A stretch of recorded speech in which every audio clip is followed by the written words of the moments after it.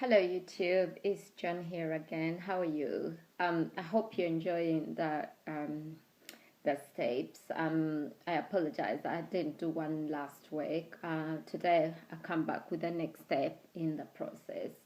Last time we left it where we had spoken to Mr. Marcus, and obviously the results were back, and we didn't know what was next for us. So after speaking to Mr. Marcus, we sat down. We spoke. He explained our chances of conceiving, which, as if you've been following, they already know without any help. So he suggested IVF by XC, which is, I've written it down here, so bear with me as I read it, is intracytoplasmic sperm injection. So he suggested for us to do the IVF. Yeah, well, it was all right, but up to until that point, I've really never heard of it. So I was thinking, what the hell is this? So when we went back home, the first thing I did was to Google it, but also he explained what it was. Basically, they retrieve my eggs, they get my partner's sperm, they inject the sperm into the egg, and they wait for it to fertilize. So that's what it is basically. Yeah, so that's where we were, and he said, come back and see me in 6 months, and I'll refer you, to King's Hospital, which is a hospital where they do IVF here in London, if we wanted it done on the National Health Service. So I almost burst in tears, to be honest, because I thought another 6 months of this agony. Why? I remember thinking to myself, why? Seriously, why? Why is it happening to us? I couldn't bear the pain any longer. So I say, Mr. Marcus looked at me and said, look, don't worry. Everything is going to be fine. Come back and see me in 6 months and we'll sort it out. And I thought, okay, well, I didn't have any other choice. So we left his office, and I came back home. I started looking on the internet for like private health, for clinics that did it privately. And, the prices just were so high. At this time, we're already in a recession. Money was tight as it was already, so I looked to get a loan. I was seriously turned down. I tried in my partner's name, it was the same thing. So the anxiety was growing by this time. Seriously, I didn't know what to do. It was so depressing. I remember just sitting and thinking, if it gets any worse than this. And isn't it around this time when all the people they're having babies, or they're getting pregnant, or somebody's having a baby? You find out, oh, a friend of ours is having a baby, another one is pregnant. And I was like, God, it's not fair. It's just not fair. You really want to be happy for them, but at the same time you feel so bad, and that guilt put together, it's unbelievable. And for you ladies who are going through this, you know exactly what I mean. It's just the worst feeling. You can't share it with anyone, because then you'd be seen as being not a very nice person or whatever. So you don't want to, I wasn't sitting straight, so you don't want to be giving up those kind of vibes. So instead you just keep it to yourself and smile it off. And then to make things worse, your family as well, they're on you. When are you having a baby? You two have been together for such a long time, and what's happening? And all your friends, they're like, oh, when are you having a baby? And they would not understand, and I don't blame them, but they wouldn't understand the pain and the agony you're going through every time they ask that question. And it's not their fault really, but at the same time you can't you can't keep telling them that we're actually trying IVF, or we are finding alternative means because we really can't conceive naturally.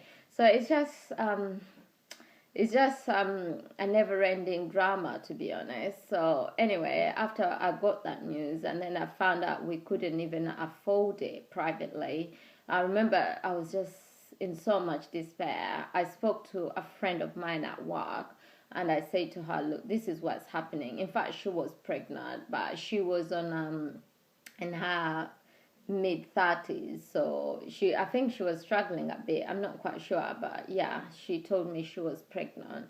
And I said, oh my goodness, I'm so happy for you. Really, I thought to myself. But yeah, I was so in a way, you're happy and then you're not happy. You're happy and then you're sad. It's like these two emotions playing against you.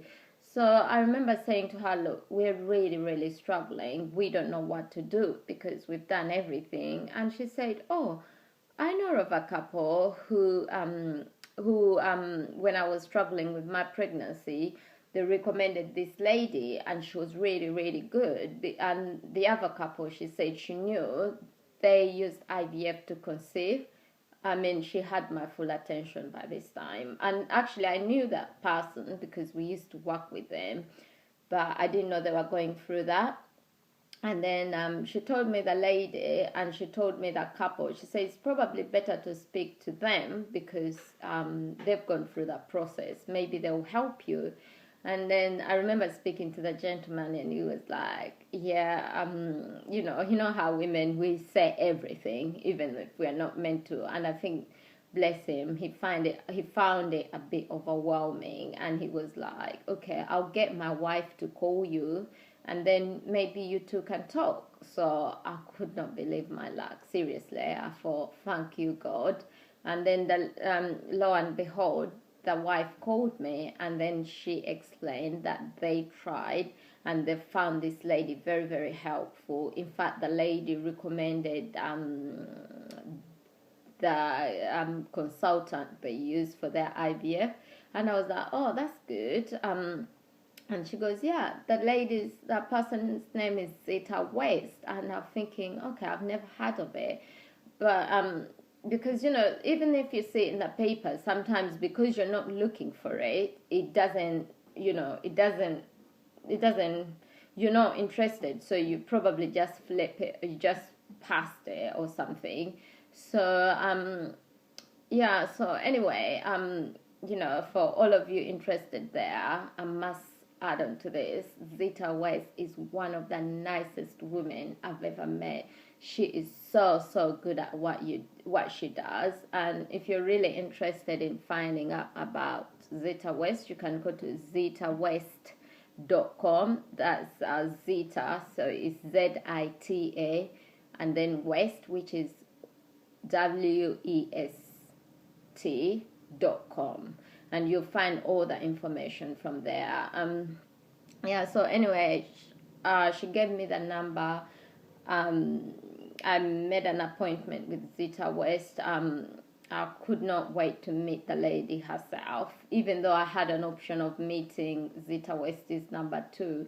But I thought we'll meet Zeta West because I've had so many good things about her. She has helped celebrities. Like when you read about her profile and the people she's helped a lot of people. And I remember thinking, my gosh, will I be able to afford it? Because, we're talking celebrities like Kate Winslet and stuff like that. Like, she's helped a lot of people.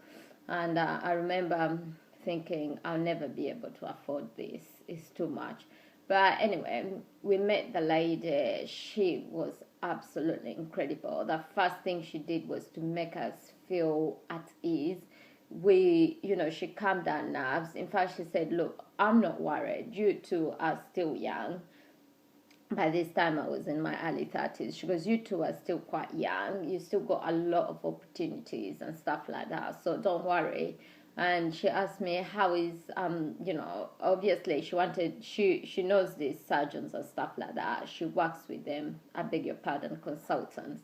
And she works with them. So she asked us, how is your money situation? And I said, look, we really don't have any money, because at the end of the day, we wanted to remortgage our house, but we cannot remortgage our house because of the credit crunch. So we can't remortgage. The value is just dropped. And I said, we don't earn a lot either. So I remember, sorry, the low battery just came up. So I remember thinking, this is our luck. Oh my gosh, we don't have any money. But she said, look, don't worry. She goes, what relationship have you got with your GP? And I said, well, he's okay. And I said, well, okay, I want you to, do you want me to write to your GP to ask him to refer you to your primary care trust so that they can fund your cycle? And I said, well, the consultant we saw, Mr. Marcos, said that we should try for 6 months, and then if it hasn't worked, he will refer us to King's Hospital. And she said, no, you can go to any hospital you want. It does not have to be King's. And I remember thinking, yeah, that's true. Thank goodness for that, because the waiting list at King's is 3 years. I found out from my friends of mine that had gone through it, and they had told me that they were still waiting. You know, if they hadn't paid for it privately, they would still be waiting on the waiting list. So I thought, okay. And she goes, she said to me, speak to your GP, see what he says, and you know, if need be, I'll in turn write a letter to him, and I'll explain why this is very important.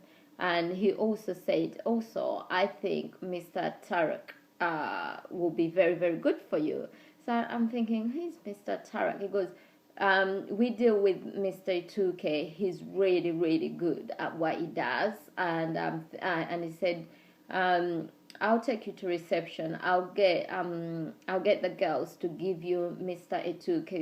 Etuke's secretary's number, and then you can ring. You could ring. I think Mr. Tarak is Mr. Tarak Etuke. That's his full name. His secretary was called Lynette, and I remember they gave me that number. I think as soon as we left, I rang Lynette to make an appointment as well. And I also rang I rang my GP to make another appointment for us to discuss what Zita had advised us. And also, another thing that Zita advised us was our health. She advised us about the nutrition. She asked us to see a nutritionist, and she also advised me to have some acupuncture. That after the embryo transfer and before the embryo transfer. And you know, I had so much hope at this time. Everything she said, I literally just stuck by it. I just followed it through. So yeah, before we left as well, her office, because she's got the nutritionist there. So before we left, I booked an appointment to see the nutritionist, and I also bought some vitamins, which also she has there in her practice, and it's so beautiful at her place. You know, her offices or whatever they call them, they're so beautiful. So yeah, so that's our journey so far. Next step, when we come back, I'll let you know our time with Mr. Tarak 2K. I mean, we've met so many incredible people along this way, but they've all been a vital part in our lives, and I'm so grateful to God that we've met all these wonderful people and they've all helped us. Stay tuned for the next step, and I hope to see you soon. Take care of yourselves. And for all of you ladies that are going through it or you're struggling, listen, it will happen. I know it's like a cliche, I'm saying it will happen, but nothing is impossible. Just keep your chin up and everything will be alright. The worst you can do at this time is to start to stress and everything. So when we come back next time, I'll talk about, like I said, our time with Mr. Tara, the nutritionist, what she said, and my time when I went back to see the GP, if he had agreed to write to the PCTC, the Primary Care Trust. And yeah, I hope to see you very soon. Have fun and enjoy the rest of your weekend. Love you loads, guys. Bye.